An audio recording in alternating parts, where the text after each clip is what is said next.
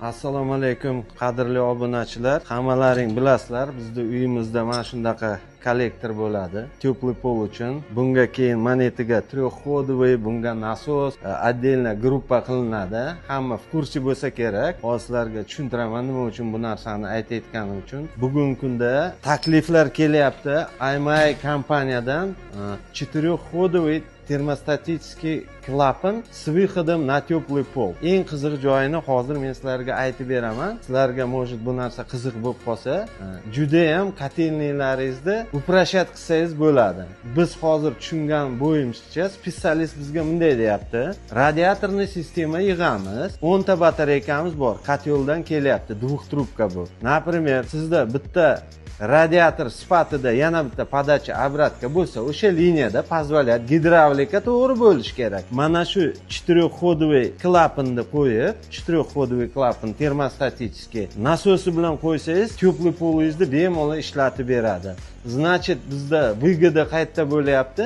Kotelda ichidagi nasosimiz radiatorni qizdiraveradi, a теплый polda esa mana bu nasos hech qanaqa mishat qilmasdan dalshi isitib, yana suvni qaytarib beradi. Hozir yana Ravshan akamga savol beraman. Ravshan akam endi ko'pincha videoga tushmaydigan odam, xafa bo'lmaysizlar. Bu odam nima deydi? Specialist sifatida reklama qilishni mumkin emas desak ham bo'ladi. Shuning uchun sizlarga za kadr ham aytib beradi. Ravshan aka, assalomu alaykum yana bir marta. Va alaykum assalom. Qarang, rosa qiziqib qoldik bu narsaga. Mana четырехходовый IMI degan klapan ekan. Теплый pol kollektorini qo'yib qo'yibsiz. Bitta nasos ham qo'yibsiz. Endi mana bu hozir bizlarga kerak emas.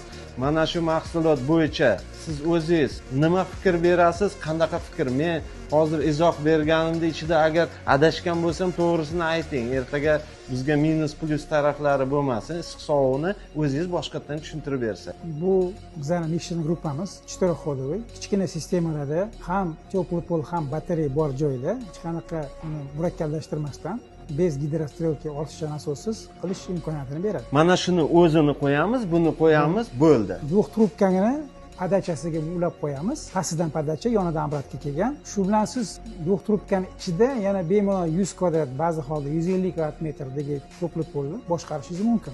Bu to'g'ri ishlash uchun baribir ikkita narsa kerak. Termostatikasini to'g'ri boshqarish kerak va balansirovka qilinishi kerak. Hozir mana bu yerda sonlar yozilib turibdi-ku. Bu nima uchun sonlar? Bir xil temperatura deb o'ylamaysiz? Obratgani qo'shish darajasi bor. 1 litrga 4 litr qo'shish mumkin. Pogрешность deyiladi-da, 1 litrga 4, смешение. 1 litr issiq suvga 4 litr obratga qo'shish mumkin yoki teskarisi 4 litr issiq suvga 1 litr obratga qo'shish. Значит, instruksiyada bor bu narsa. 25 gradusdan 60 gradusgacha поддержка qila oladi. Podachamiz 75-80 gradus bo'lsa yoki oxiri 25 gradus bo'lsa, 25 gradus faqat kondisioner kotelda podacha. Shu orqali biz ekonom variant sistema qilishimiz mumkin. 24 talik koteldan 200 kvadrat metrlik xonadonda siz ham teplый pol 100% ham batareya qilishingiz mumkin. Necha kvadrat dedingiz? Yana bir marta qaytaring. 200 kvadrat metr uygacha bemalol. Hozir bu mazza-ku aka, siz aytayotgan narsa, men представление imetmay qilmayapman. Bitta kotel ilamiz, двухтрубка qilyapmiz. Двухтрубkadan olinyapti-da, biron joyga bu mikserni gruppa qo'yilyapti. Bo'ldi, 100 kvadrat teplый polni tortadi. Bemalol. 100 dan ham ko'p qilish mumkin. Balansirovka to'g'ri bo'lsa 150 gacha qilish mumkin. Bitta gidrostrelka, трехходовый kollektorni sistema qilib, yana bitta nasos прямой kontur теплый polga kerak emas. Bu четырехходовый КВ esa 3,2 kilovat. Trubalarni diametri shunga moslashtiriladimi? Prohodimos 1 tonnadan oshiq bo'ladi, bemalol. Shuning uchun 1 tonnadan oshiq qilsa 100 kvadratdan ko'p joyni qilishingiz mumkin. Endi qarang, bizda massiviy bor-ku, где-то uylar O'zbekistonda 200, 150, 180 kvadratda. Trubalarni hamma ustalar 32 dan boshlaydi-da. Endi siz real holatda aytib bersangiz, prohodimos trubkani 32 ni qo'yasiz. Bunga 20 talik qo'yib qo'ysa ham bo'ladi. 20 lik truba 100 kvadratga. 20 talik. Qoyil aka, o'zi adashmayapsizmi? Yo'q, 20 talik truba bo'ladi. 20 talik trubada bizda 250 litr olib. Hozir mana bularni nimaga bu yoqqa taqib qo'ydilaring? Bular termostatический управление uchun. Bu narsa uchun shartmi, shart emasmi? Bu agar qo'yilsa, nur ustiga a'lo nur bo'ladi, ekonomiya uchun, komfort uchun.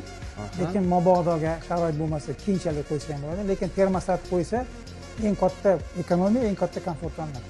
hozir buni nasosini mana shu yerga bunday qarayapman 25 ga 6 qo'yib qo'yibsizlarda.